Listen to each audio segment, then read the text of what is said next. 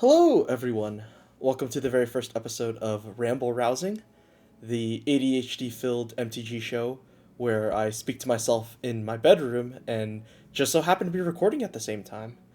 This video came out of the idea that I really wanted to talk more about Magic the Gathering as a whole, since it's quickly consumed my life and personality. I actually tried to write a whole video essay on a topic that I was kind of just interested in speaking about, relating magic. But as I was writing, I realized that I majored in computer science in college and not English. And I just never found myself really happy with what I was writing. So I mostly just scrapped the idea.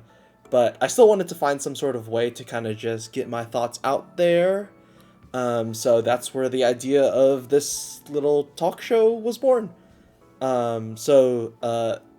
These shows are literally just going to be me rambling my thoughts into a microphone, as raw and unscripted as I possibly can be. So for today's topic, I wanted to share a little bit about my personal pet deck, this Teysa Aristocrats deck that I built. When I first started playing Magic, one of my buddies actually played a Teysa deck against us, and if I remember the story correctly, he kind of just slaughtered us with her. I think he sacked all his creatures, kind of winning out of nowhere, dealing a bunch of damage. And I remember after the game asking him for the deck list of his Teysa deck, and kind of from there the rest is history. Teysa was the first deck that I really built myself from the ground up. I took a lot of the ideas from the deck list, and then looking through EDH rec. And soon enough, I really came up with this unique deck list that I was pretty happy about. And over the course of, playing Teysa for however long, I've made kind of a bunch of upgrades and swaps into the deck. So now it's really become my most expensive IRL deck that I own. And I've just kind of blinged it out to the max. I actually love this deck so much that I wrote a primer for it on Moxfield. I'll include that down in the link in the description in case you want to read it. But I put a lot of love and care into it, and it'll always be kind of my pet deck, right? So I'll always be doing my best to kind of update the deck, add new cards, keep the deck list up to date with just some of the stuff I'm switching in and out with it. So yeah, go give it a read if you're interested. With all that said, I actually wanted to talk about another really cool card that I discovered throughout the process of updating Teysa, and that's been Aetherios, God of the Passage. For 1 black-white, you get an indestructible enchantment creature.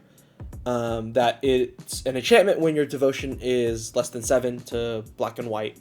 But the really cool part is obviously the second effect, where you can have a target opponent pay 3 life when a creature dies, or you get to return that creature to your hand. This card is extremely fun. In more casual settings, i.e. most of the commander games, right? I've started to kind of swap in Aetherios as my commander, and I've seen this massive improvement in the enjoyment of the games that I've had at the table. I think the biggest boost is through engagement with the other players at the table, right? Teysa Aristocrats in general is this very combo heavy deck, where you can have turns where you're just sitting there sacking creatures, getting death payoffs, and then resummoning those creatures in some way. And you're just kind of sitting there comboing off while the rest of the table watches. But Aetherios kind of flips that narrative a little bit, where now your opponents get to kind of have a say in how you combo and how your turn plays out. It's really cool because at a base level, the question is pretty simple, right? You pay 3 life, or your opponent gets the card back to their hand. But while a game is happening, the weight of 3 life versus another combo piece can sometimes feel much harder to evaluate.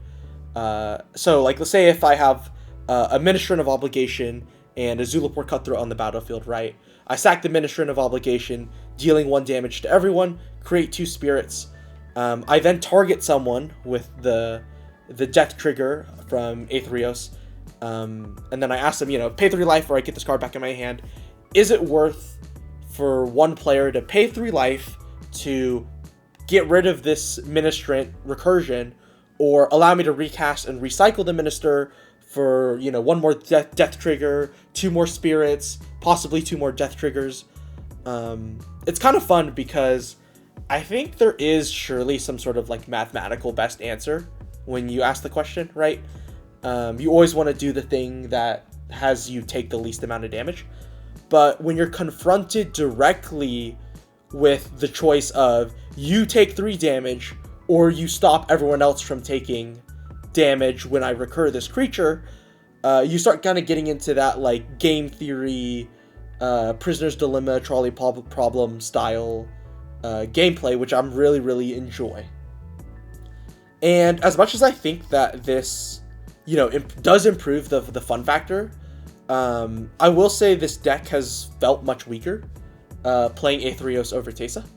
Not that there's like inherently anything wrong with running this deck, but I definitely have to be aware, like when I sit down at the table to determine who I want to play as my commander, I just have to think about kind of those things. I do generally like to open up when I sit down at a table with randoms playing Aetherios, because it really sets the mood of that session, right? You're getting people involved, you're asking people, pay 3 life or I get this back.